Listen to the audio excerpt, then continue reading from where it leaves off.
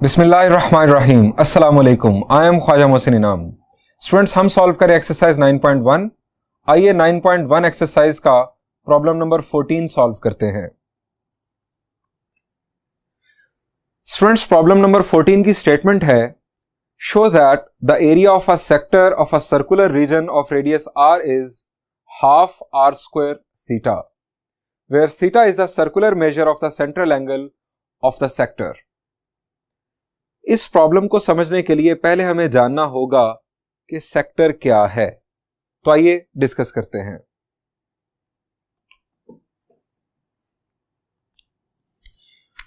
Students, this is exercise 9.1, problem number 14, और हम discuss करने जा रहे हैं पहले कि सेक्टर क्या है। ये एक सर्कल, ये इसका सेंटर। सेक्टर किसी सर्कल में दो रेडियस के दरमियान आने वाले रीजन को कहते हैं। यानी ये सेंटर, ये रेडियस एक, और ये एक और रेडियस। ये जो रीजन है, this region is called sector.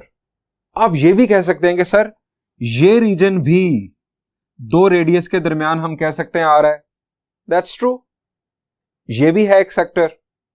यहां पर हम सिर्फ ये फर्क कर लेंगे कि ये सेक्टर चूंकि छोटा है, हम इसे कहेंगे माइनर सेक्टर। ये सेक्टर माइनर सेक्टर, और ये सेक्टर मेजर सेक्टर कंसिडर होगा।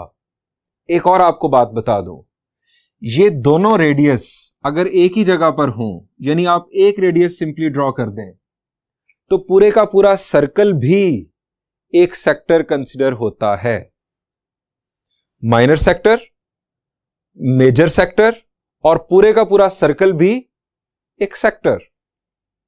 हमें इस प्रॉब्लम में साबित क्या करना है? हमें साबित करना है कि एरिया ऑफ सेक्टर, ये एक सेक्टर जिसका सेंट्रल एंगल हमें कहा गया थीटा हो, तो इस सेक्टर का एरिया होगा हाफ r स्क्वायर थीटा। यानी हमें यह साबित करना है। स्टेटमेंट को मैं समराइज करके अगर लिखूं तो यह है, show that area of sector is equal to half r square theta, where r radius of circle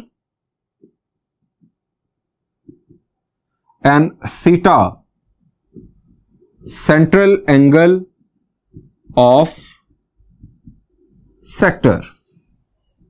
ये फॉर्मूला हमें ड्राइव करके देना है।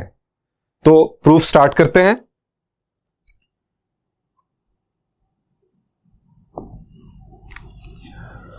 हम कंसिडर करते हैं एक सर्कल विद सेंटर O, और यही सर्कल हम कंसिडर कर लेते हैं। कंसिडर अ सर्कल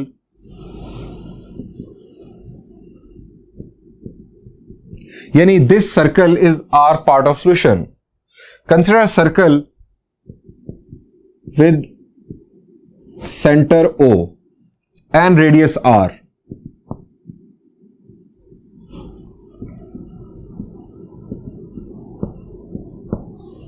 रेडियस आप आर देख रहे हैं।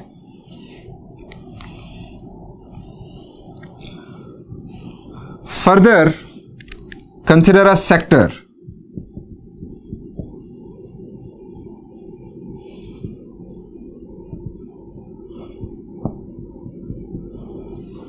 अब सेक्टर का नाम हमने देना है। हम कंसिडर कर लेते हैं सेक्टर का नाम AOB। AOB एंटी क्लॉकवाइज में चूज कर रहा हूं ताकि हम एंगल को पॉजिटिव ही कंसीडर करें। AOB ये सेक्टर का नाम। Further consider sector AOB। Let area of sector be capital A, यानी कैपिटल A इस सेक्टर के एरिया को रिप्रेजेंट करेगा। अब स्टूडेंट्स, यहां पर जरा गौर कीजिए, इस सेक्टर का अगर मुझे साइज बढ़ाना हो तो मैं क्या करूं? जी, साइज बढ़ाना है मैंने सेक्टर का, क्या करूंगा? जी, मैं रेडियस को शिफ्ट करूंगा आगे। जब मैं रेडियस को आगे शिफ्ट करूंगा तो एंगल के साथ क्या होगा? जी, एंगल बढ़ जाएगा। जैसे जैसे मैं बढ़ाता चला जाऊंगा रेडियस को आगे, एंगल बढ़ता चला जाएगा। यानी हम ये कह सकते हैं कि एंगल और area of sector directly proportional है। यानी अगर हम एंगल को बढ़ाएं तो एरिया ऑफ सेक्टर बढ़ता है। That's true. बात डाइजेस्ट स्टोरी? जी बिल्कुल, ये बड़ी आसान सी बात कि जैसे जैसे हम एंगल को बढ़ा रहे हैं वैसे वैसे एरिया ऑफ सेक्टर बढ़ता चला जाएगा। अब फर्ज करें कि एक सेक्टर है जिसका एंगल है 1, ये रफ पैच में मैं आपको समझा रहा हूं। एक सेक्टर है जिसका एंगल है 1 और उसका एरिया है 2। अगर एंगल को डबल कर दिया जाए तो एरिया का क्या होगा? एंगल पहले 1 अब 2, तो एरिया क्या होगा? जी, डायरेक्टली प्रोपोर्शनल है तो एरिया भी डबल हो जाएगा, एरिया हो जाएगा 4। ये एलिमेंट्री ज्योमेट्री का कॉन्सेप्ट है कि एरियाज के दरमियान, एरियाज ऑफ सेक्टर्स के दरमियान जो रेशो होगी वही रेशो उनके कॉरस्पॉन्डिंग सेंट्रल एंगल्स के दरमियान होगी। यानी हम यहां पर ये लिखेंगे by elementary geometry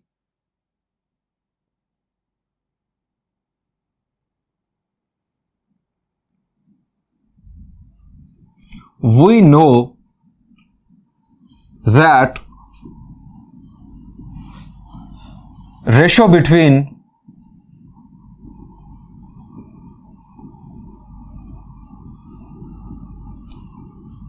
areas of sector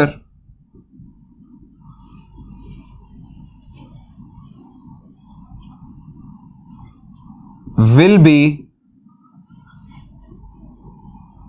equal to the ratio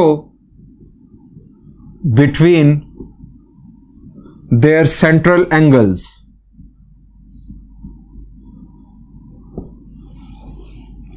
यानी जो रेशो होगी एरियाज ऑफ सेक्टर्स की आपस में, वही रेशो उनके सेंट्रल एंगल्स की भी होगी। जैसा कि आपने यहां पर देखा, अगर हम थीटा को 1 कंसिडर कर रहे हैं, एरिया को 2, थीटा को डबल करेंगे, एरिया डबल हो जाएगा। हम इसको इस अंदाज में लिखेंगे। अब हम यहां पर एक सेक्टर तो देख रहे हैं कि जिसका एरिया हमें फाइंड आउट करना है, इस सेक्टर का एरिया हमें फाइंड आउट करना है। दूसरा सेक्टर हम कौन सा कंसिडर करें? दूसरा सेक्टर हम इसके साथ कंसिडर कर लेते हैं स्टूडेंट्स, फुल सर्कल। उसकी वजह क्या है? क्योंकि फुल सर्कल का एरिया हमें मालूम है, उसका फॉर्मूला हमें आता है, वो हम साथ कंसिडर कर लेते हैं।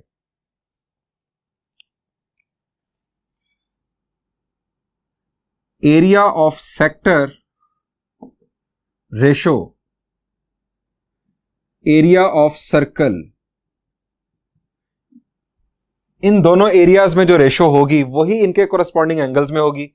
एरिया ऑफ सेक्टर में एंगल आ गया एंगल इन सेक्टर, और angle in circle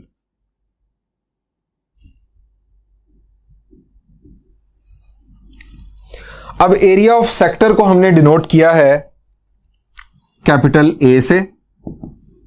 area of circle का फॉर्मूला, जी एरिया ऑफ सर्कल का फॉर्मूला है पाई आर स्क्वायर, और इक्वल एंगल इन सेक्टर हमारे पास है students theta,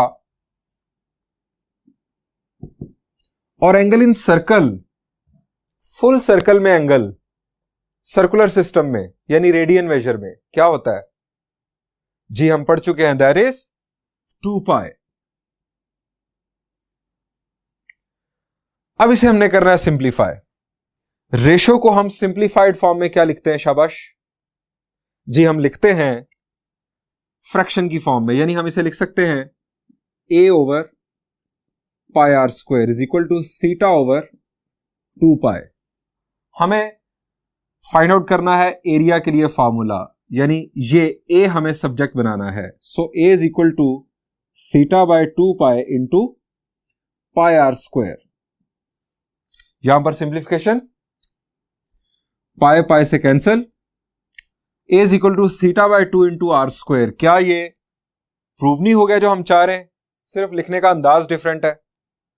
so a is equal to half are square theta, सिर्फ उस अंदाज में मैंने लिखा और कोई चेंज नहीं किया मैंने। ये स्टूडेंट्स हमें शो करना था, ये हमें प्रूव करना था। अब इसका फायदा क्या है स्टूडेंट्स? इस फॉर्मूला की मदद से हम किसी भी सर्कुलर सेक्टर का एरिया फाइंड आउट कर सकते हैं। सिर्फ आपको रिक्वायर्ड क्या होगा? आपको रिक्वायर्ड होगा उस सर्कल का रेडियस और central angle of that sector. यहां पर आप वो वैल्यूज पुट करें, आपको उस सेक्टर का एरिया मिल जाएगा। फर्ज करें हम इस फॉर्मूला को टेस्ट भी कर लेते हैं। हमने पूरे सर्कल का एरिया फाइंड आउट करना है। पूरे सर्कल को अगर हम सेक्टर कंसीडर करेंगे तो थीटा क्या हो जाएगा? थीटा हो जाएगा 2 पाई। तो 2 पाई जरा यहां पर पुट करें, 2 के साथ हो जाएगा कैंसिल, पाई आर स्क्वायर। और ये हम पहले जानते हैं बेसिक ज्योमेट्री में कि एरिया ऑफ सर्कल का फॉर्मूला होता है पाई आर स्क्वायर। इस फॉर्मूला का यूज फर्दर हमारे कोर्स में ऐसा कोई प्रॉब्लम नहीं है। सो जस्ट ये फॉर्मूला ड्राइव किया गया, लेकिन जहां हमें जरूरत पड़ेगी हम इसको प्रैक्टिकल लाइफ में यूज कर सकते हैं। स्टूडेंट्स, हम बढ़ते हैं अब एक और प्रॉब्लम की जानिब। That will be the last problem of this exercise. In fact ये मैं लास्ट में डिस्कस कर रहा हूं, ये एक्सरसाइज में प्रॉब्लम नंबर 3 है। तो आइए देखते हैं प्रॉब्लम नंबर 3।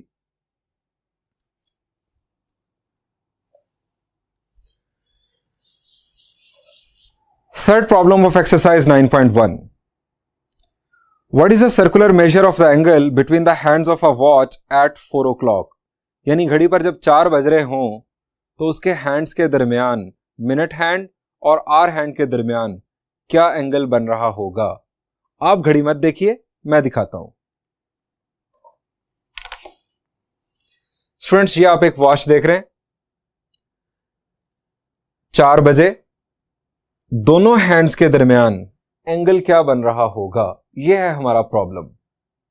आप जरा सोच लें। जी, आप में से ज्यादातर स्टूडेंट्स के जहन में सही आंसर आ चुका है। चले हम थिंकिंग प्रोसेस देखते हैं। कंप्लीट रोटेशन के लिए एंगल क्या होगा?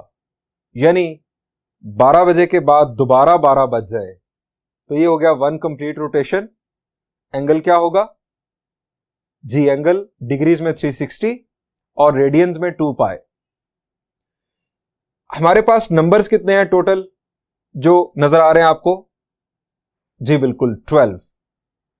एक नंबर से दूसरे नंबर पर जाते हुए एंगल कितना टर्न होगा? टोटल है 2 पाई, 2 पाई डिवाइडेड बाय 12 यानी पाई बाय 6। अब 4 बजाने के लिए कितने नंबर्स हम जंप करेंगे? 12 से 1 जंप, 1 से 2 दूसरा, 2 से 3 तीसरा और 3 से 4 चौथा। यानी पाई बाय 6 था एक नंबर से दूसरे नंबर पर जंप करते हुए एंगल। तो 4 जंप हम जब लगाएंगे तो total angle 4 into pi by 6 या 4 इंटू 30 डिग्रीज, 120 डिग्रीज हमारा आंसर, जो आपके जहन में पहले ही आ चुका था। आइए हम भी इसे रिटर्न में सॉल्व करते हैं। This is our exercise 9.1।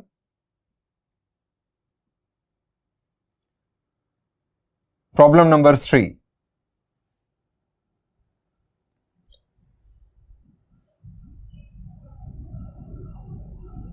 Angle turned for 1 complete rotation is equal to 2 pi. यह आ गया हमारा 1 कंप्लीट रोटेशन के लिए angle.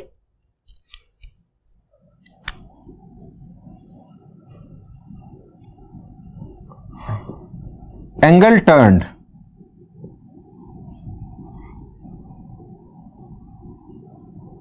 between two numbers of watch. हम 12 नंबर्स कंसिडर कर रहे हैं वॉच पर. Angle turn between two numbers ये होगा 2 पाई divided by 12, that is pi by 6.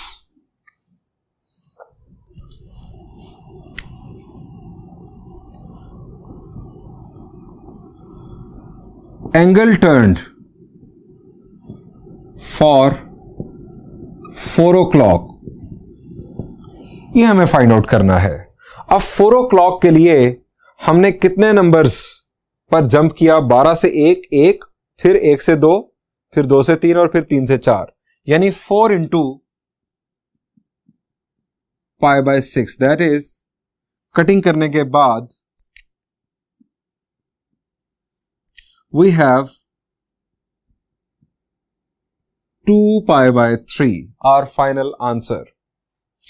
Students, यहां पर इस प्रॉब्लम का सॉल्यूशन तो एंड हुआ, लेकिन मैंने आपके साथ इंट्रो में, ट्रिग्नोमेट्रिक इंट्रो में एक बात की थी कि अगर घड़ी पर कोई सर्टेन टाइम हो रहा हो, जैसे 4 बज रहे हो इस प्रॉब्लम के मुताबिक, तो दोनों हैंड्स के दरमियान जो सेक्टर होगा, जो रीजन होगा, उसका एरिया क्या बन रहा होगा. तो हमने इस प्रॉब्लम को सॉल्व करने से पहले सॉल्व किया, एरिया ऑफ सेक्टर का फॉर्मूला ड्राइव किया. इनफैक्ट क्या फॉर्मूला ड्राइव किया जी? Half are square theta. यानी अगर हमें 4 जब बज रहे हों और मालूम करना हो कि 4 जब बज रहे हैं तो हैंड्स के दरमियान जो सेक्टर है उसका एरिया क्या होगा, तो हमें इस एंगल की जरूरत है, और जरूरत है रेडियस की, रेडियस ऑफ वॉच की. हम फाइंड आउट कर सकते हैं area of the sector between two hands.